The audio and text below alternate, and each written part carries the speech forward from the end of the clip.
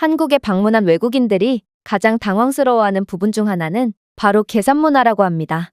그 이유는 한국에서는 나이와 직급에 따라 계산을 하는 사람이 얼추 정해져 있는 경우가 많기 때문인데요. 개인주의가 심한 서양에서는 나이를 불문하고 자신이 먹은 음식만 자신이 계산하는 문화가 존재하기 때문에 이러한 한국만의 문화가 신기하게 느껴지는 것입니다.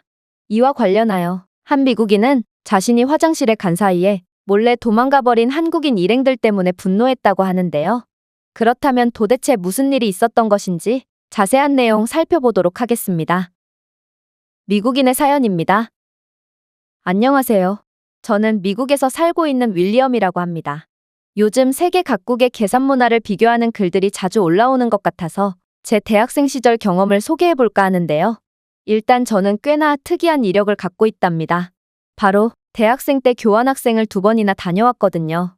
저는 한국과 중국으로 교환학생을 다녀왔고 먼저 간 곳은 바로 중국이었어요. 제가 중국에 간 이유는 단 하나였어요. 저희 학교로 유학 온 중국인들이 미국인들은 너무 개인주의적이라며 중국은 미국과는 완전히 다른 집단적인 문화가 형성되어 있어서 서로 간에 끈끈함이 존재한다고 계속해서 주장해왔기 때문입니다. 그들은 중국인들은 몹시 친절하고 호탕한 사람들이라 남들에게 밥이나 술도 잘 베푼다며 자신이 먹은 것만 계산하는 쪼잔한 미국인들과는 다르다고 말했고 저는 미국과 완전히 반대되는 문화가 궁금해서 중국으로 가게 된 것이죠. 그리고 직접 경험한 중국인들은 정말 호탕하긴 하더군요. 그들은 술을 좋아해서 저보고 매번 술을 먹으러 가자고 제안했고 친하지 않은 사이임에도 함께 밥을 먹으러 가자고 하며 나름 친밀한 모습을 보여줬죠. 그러나 중국인들은 돈과 관련된 부분에서는 완전히 돌변했습니다.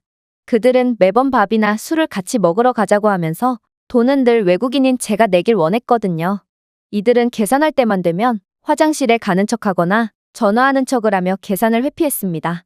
저는 미국에서처럼 제가 먹은 음식에 대한 값만 결제하려고 했으나 그럴 때마다 중국의 점원들은 도주의 우려가 있으니 모든 금액을 결제하기 전까지는 식당에서 나갈 수 없다고 했고 이런 중국의 독특한 식당 문화 때문에 저는 늘 모든 금액을 지불해야만 했습니다.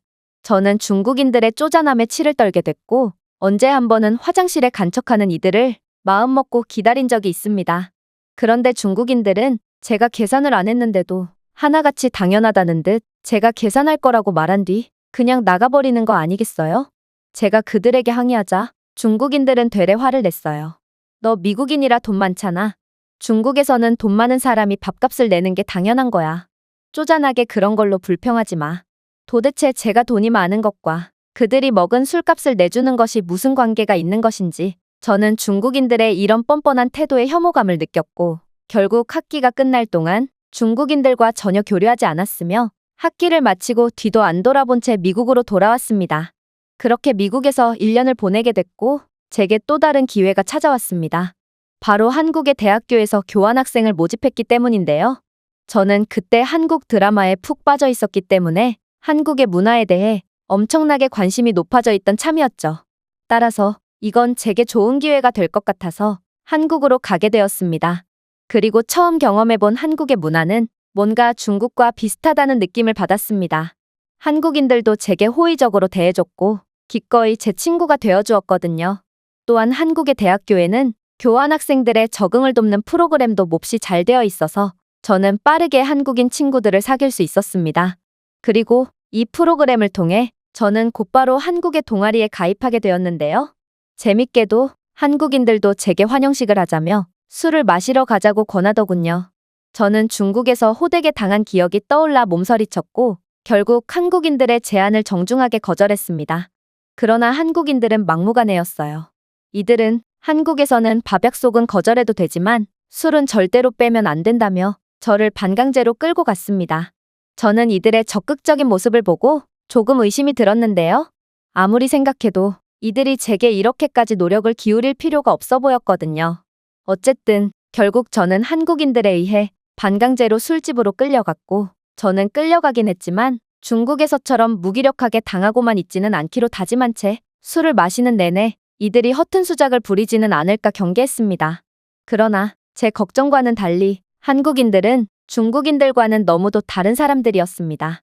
이들은 굉장히 배려심이 깊고 친절했고 저는 이들과의 대화를 통해 한국인들은 절대로 남의 뒤통수를 칠 사람들이 아니라고 확신할 수 있었습니다. 그렇게 저는 한국에서의 술자리를 즐겼고 잠시 화장실을 가게 되었는데요. 그런데 화장실을 다녀오니 제가 앉던 테이블의 한국인 친구들이 전부 사라져 있더군요.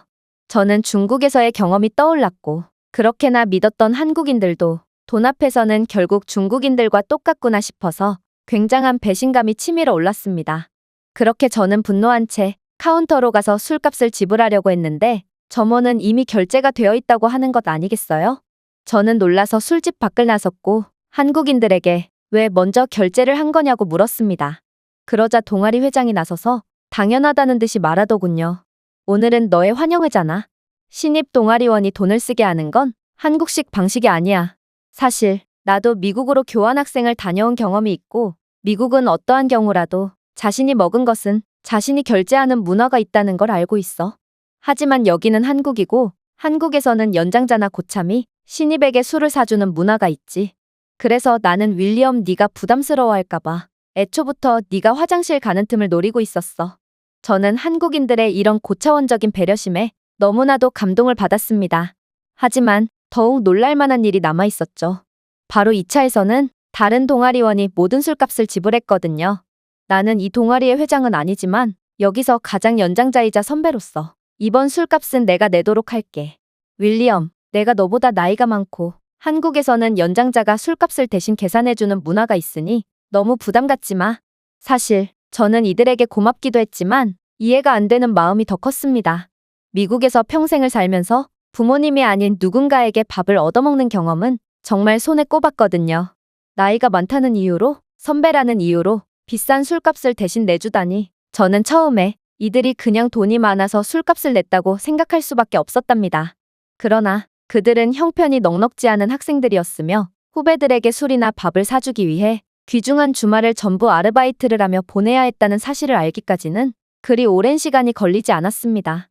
심지어 한국의 몇몇 선배들은 후배들에게 밥을 사주기 위해 새벽에 물류창고에 나가서 뼈가 빠져라 일까지 하고 온다는 사실을 알았을 때는 정말 충격을 받을 수밖에 없었죠. 저는 이후로도 한국의 여러 선배들이나 형들에게 밥과 술을 많이 얻어먹었는데 저는 한국인들이 대체 왜 이렇게까지 밥 사주는 것에 집착을 하는지 궁금해졌습니다. 그리고 한국 생활 한 달 차 때 그 이유를 바로 알 수 있게 되었죠. 한국인들은 나이가 많은 사람이 어린 사람에게 베푼다기보다는 이들은 나이를 불문하고 도움이나 배려가 필요해 보이는 사람이 보이면 그러한 사람들을 위해 그저 묻지도 따지지도 않고 아낌없이 베풀었던 것이었습니다. 예를 들면 개인주의가 심한 미국이나 자신의 이익을 그 누구보다 중요시하는 중국인들과는 달리 한국인들은 노약자나 장애인들을 위해 기꺼이 대중교통 좌석이나 줄을 양보해주는 장면만 봐도 이들은 선배든 후배든 상관없이 그저 서로 따뜻한 마음을 나누고 있다는 것을 쉽게 알 수 있죠. 그리고 선배들에게 밥을 얻어먹고 자신이 선배가 되면 후배들에게 밥을 사주는 이런 한국만의 아름다운 선순환을 자세히 들여다보면 선배의 지갑 사정이 어려울 때면 후배가 선배의 밥을 사주는 경우도 많다는 것을 알 수 있습니다. 한국인들은 이렇게 서로가 서로를 배려하면서 아름다운 정문화를 보여주고 있던 것이죠. 어쩌면 한국인들에겐 선배가 후배의 밥을 사주는 문화는 그저 명분일 뿐 한국인들은 남에게 베풀며 마음을 나누는 행위 자체를 즐기는 따뜻한 사람들이기 때문에 이런 독특한 문화가 계속해서 전해져 내려올 수 있지 않았나 싶습니다. 어쨌든 저는 한국인들의 이런 따뜻한 정과 호의에 너무나도 큰 감동을 받았고 학기가 끝나 미국으로 돌아오면서 저도 미국의 이런 아름다운 문화를 보급시켜서 미국도 한국처럼 사랑이 넘치는 곳으로 만들어보자고 다짐했습니다. 그래서 저는 이득을 보지 못하더라도 한국인들에게 받은 따뜻한 정을 그대로 베푼다고 생각하고 미국 후배들에게 밥을 사주기 시작했죠. 처음에는 이들도 저처럼 밥을 사주는 행위 자체를 이해하지 못하더군요. 그러나 시간이 조금 흐른 뒤 저는 한국의 문화는 아무나 따라할 수 있는 게 아니구나 싶어서 큰 좌절감을 맛보게 되었는데요. 애초에 저는 제게 뭔가가 돌아올 것을 기대조차 하지 않았지만 미국의 후배들은 밥을 사주는 제게 고마워하기는커녕 저를 밥 사주는 자판기쯤에 취급을 하기 시작했기 때문입니다. 한국에서는 호의가 대물림되며 계속 전해져 내려오지만 개인주의가 심한 미국에서는 베풀어봤자 그저 이용만 당할 뿐이었던 것입니다. 어떻게 한국인들은 이런 아름다운 문화를 유지할 수 있었을까요? 사회 구성원들 중 단 한 명이라도 이기적인 마음을 가지면 없어지는 문화를 계속해서 유지하고 있는 한국을 보면 이 나라는 정말 선진국의 기준을 아득히 뛰어넘은 것 같아 보이기도 합니다. 이 외국인의 글은 여기까지입니다. 한국의 계산 문화를 직접 겪고 감탄을 할 수밖에 없었던 미국인의 사연이었습니다. 제가 준비해온 내용은 여기까지입니다. 끝까지 시청해주셔서 진심으로 감사드리며 여러분들의 구독과 좋아요, 알림 설정은 영상 제작에 큰 힘이 됩니다. 이상 세모튜브였습니다.